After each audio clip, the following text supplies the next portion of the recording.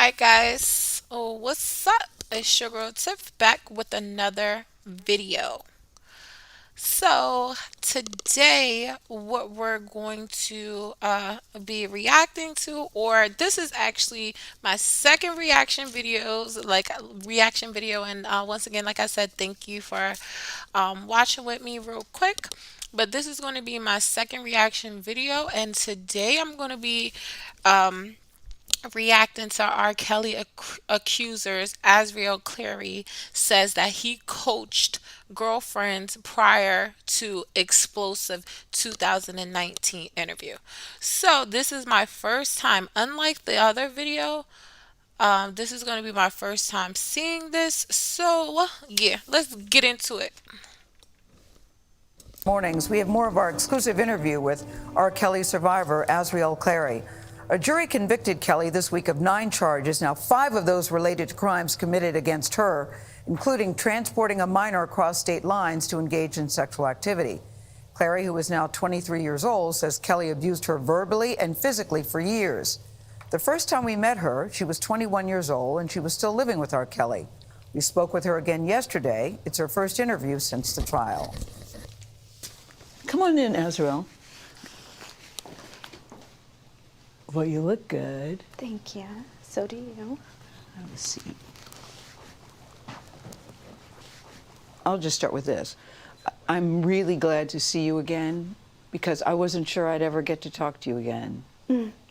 I'm very happy to be here and see you again as well. It feels like a full circle moment to me. When we first met Azriel Clary in March of 2019, she had been living with R. Kelly for almost 5 years and was one of his fiercest supporters. Because you guys don't know the truth. You guys believe in some facade that our parents are. This was like, I remember that interview too, and that's the main reason why I think she's gonna be up here trying to retract a lot of those statements. But we're gonna see. Saying this is all lies for money. Clary and another woman, Joycelyn Savage, told us then that they were in a relationship with the embattled R&B singer. But Clary left the apartment she shared with Kelly in Chicago 7 months after our interview. I was lost and I felt invisible, and I gave someone that control over me to basically make me do whatever it was that they wanted me to do and act however they wanted me to act. During R. Kelly's trial, she First of all, sis was definitely in there campaigning for your boy. Like, come on. Anyway, testified that he began sexually abusing her when she was just 17 years old. At the time, in one particular, during that interview, she said that she was legal when she started talking to him. So, like, I'm not campaigning for R. Kelly. I think he a monster or whatever, but I'm just saying, like, this person is not credible. Now you want to tell the truth, but why couldn't you, like, you was entangled in a web when you thought it was probably still some money involved, but now it's over. It's he's done up.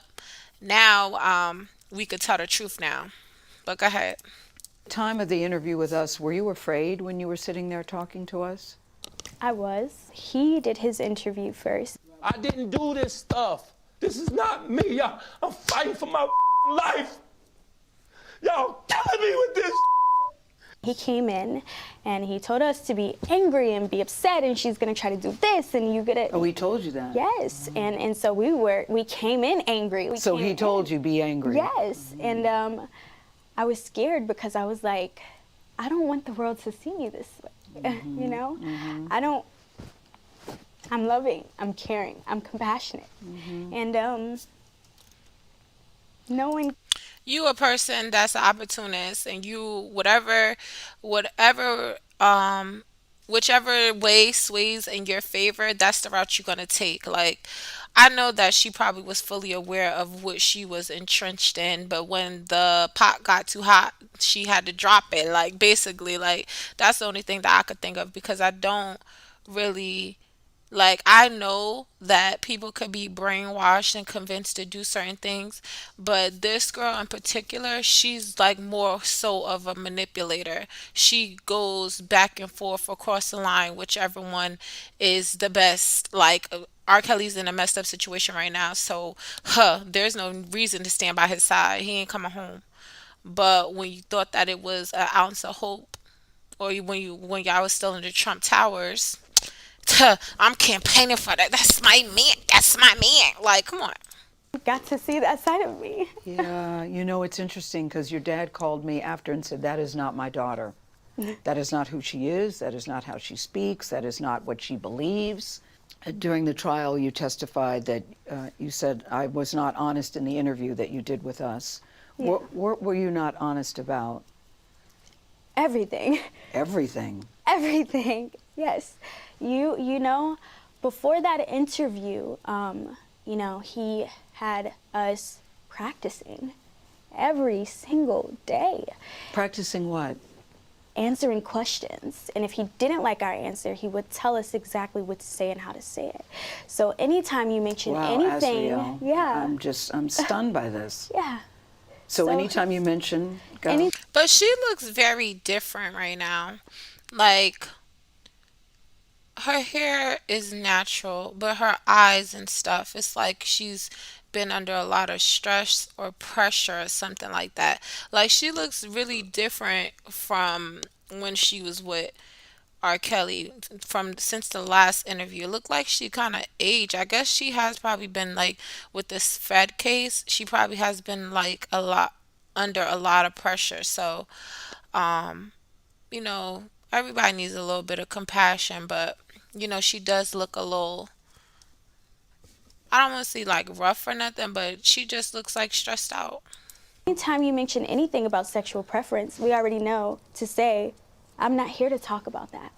Because that's what he told us to say every single And that's exactly time. what you said. First Between of all, the I'm three not of you? here to talk about my personal life, Okay. and I would never share with no one what I You see? All right, so yeah, like, why does she look worse without R. Kelly than when he was here?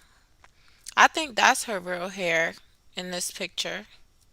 I mean, in this frame. That's very weird to me. do in or outside of the bedroom. So when the interview was over and you all go back to his apartment, the three of you, what is the conversation? He was so happy. He was happy. He was so She's skinnier. She's skinnier here now. happy. He was like, you guys did amazing.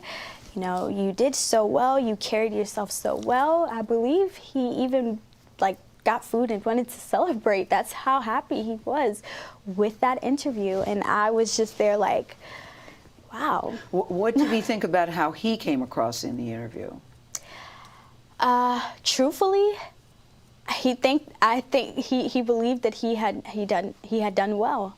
He felt like he had really made a great reflection of himself and where he was in life, and how all these women were lying on him, and how all these people were just, out to get him, and that sympathy card that he just loves so much. Did you ever have conversations when he wasn't around to say, this is not good, this is not healthy, we got to get the hell out of here? Did you ever have any conversations like that? I feel like a lot of people tried, but everyone always got beat over it because he was very good at manipulating a situation. So even if he knew or not, he would basically say, he could come in this room right now and he would say, I've already spoken to Joy. She already told me exactly what you guys have been talking about. You have 5 minutes to be honest, or you're going to be thrown around this entire room. Everything that we were living in had become very normal.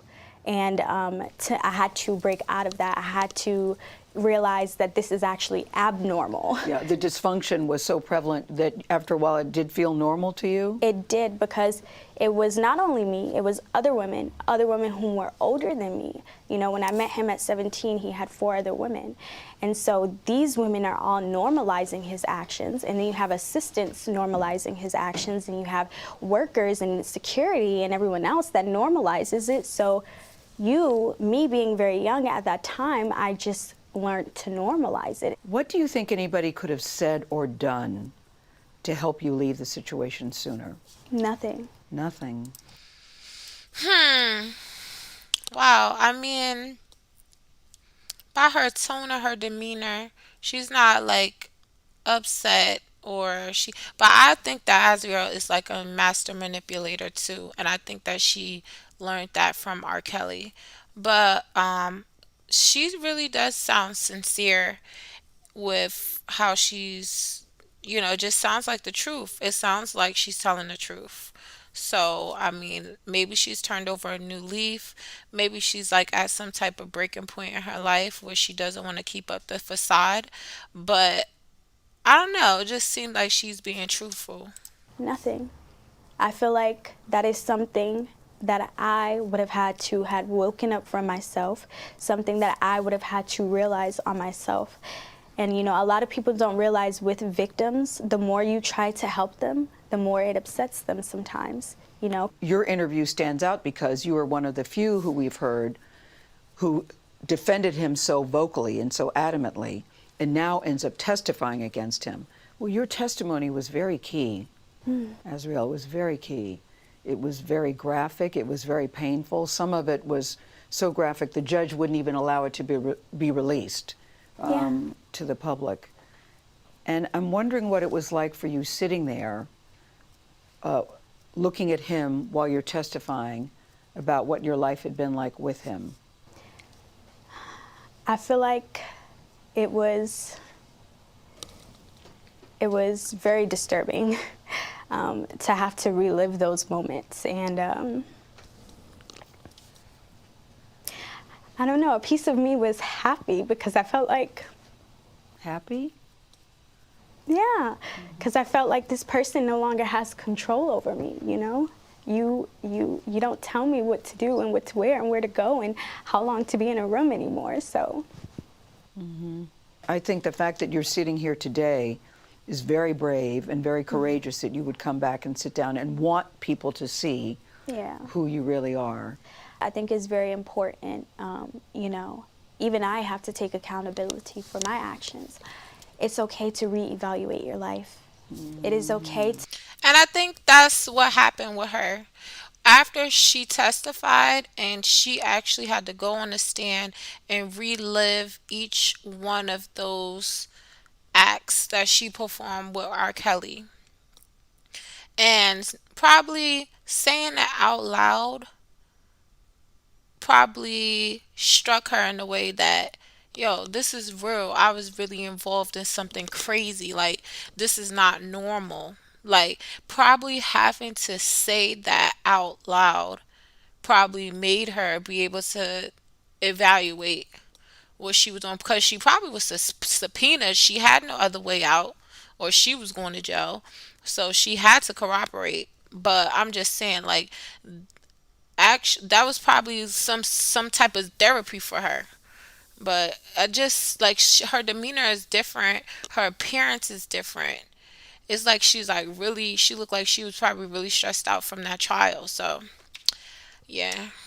to change your mind. You are never too old to wake up and say, hey, I thought this was good for me, but it's actually not. Yeah. And so I feel like that's why it was important for me to come back here and see you again, because it is okay to change your mind. It is okay to apologize and forgive yourself, more importantly. And that's really what I had to do. R. Kelly, as you know, has long denied allegations of sexual.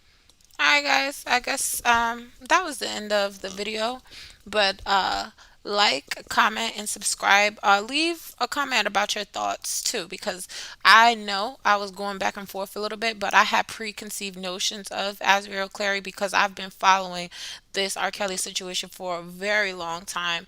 I was interested in it, more so intrigued at the sick individual, but I was more intrigued with the girls and how they acted and how they were basically like, going along with him, even though the media was calling them victims and stuff like that. And even after R. Kelly got locked up, I was seeing like little things about Azriel here and there. So, I just feel like she possibly could have turned over a new leaf, only because her appearance, like, she was going hard for him. But I think when she had to testify and say all those horrible acts in which she committed, I think that's when a light bulb went off in her head. I'm like, yo, I was bugging. Like, I was really out here doing this. And probably when you're doing the acts, she probably was, removed.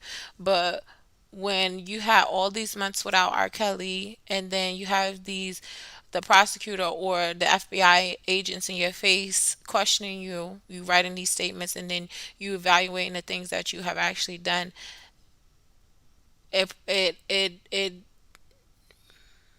it basically allowed her to see the error in her ways. I think, I hope, because she looks different. Like, she just looks like she's under a lot of pressure and stuff, but she needed that.